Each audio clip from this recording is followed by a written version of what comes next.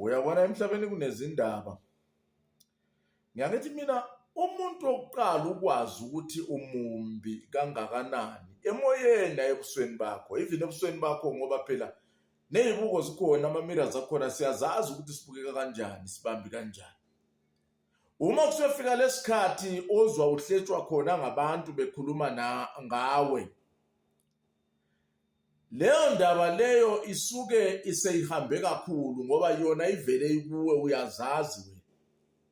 Lokho kwenza abantu bakhulume ngawe, uyakwazi wena ukuthi kuyini wenzani, kanti yini ungayiyeki lento. Siyazi lento iyayifike kabi kuwe wena othi uyahletshwa, bese ukhohlwa ukuthi abantu bonke abahletshwayo kusuke kukhulunywa ngezinto ezimbi abazenzayo, bese zizohlala kabi kubo ngoba bengalindele ukuthi sebengezwa kukhulunywa kanjalo ngabo.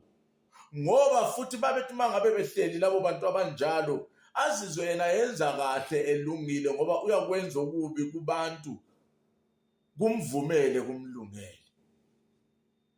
Kambe ubuhlungu osuka ubuzwa mase kukhulunywa ngawe ngalezo zinto zenza kubantu, uzijabulele, zibalimaza abanye emoyeni,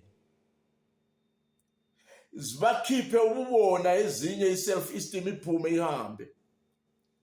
Abanye ubafakele inzondo, abanye ubafakele ukukhathazeka nama-stress, abanye ubafisele izinto ezimbi, abanye uzikhande lezo zinto ezimbi. Uyabona ukulimaza umuntu kukaningi. Mina sengike ngabuka ukuthi abantu abanemimoya emibi, abantu abanenhliziyo ezimbi nezifiso ezimbi, bavamile ukusetshenziswa kubantu abaphila nabo, kubantu ababathandayo, kubantu abangomakhelwane babo, kubantu abasondelene nabo ukubenza okubi. Kambe senike naqaphela yini ukuthi abantu abaningi ozwa kuthiwa usibani bani udlile, udlisiwe, udliswa yilabo abasuka besondelene naye, besetshenziswa yilabo abamzondayo, abaye babukisisa, bacwaningisisa, bathola ukuthi lo muntu uzondwa wena, lo ozondwa yibona, kodwa bona basondelanga kuye. Osondele kuye uwe-ke osuzonikezwa lokhu kufa ngesandla sakho, uyokungenisa ngaphakathi kuye kumbulale.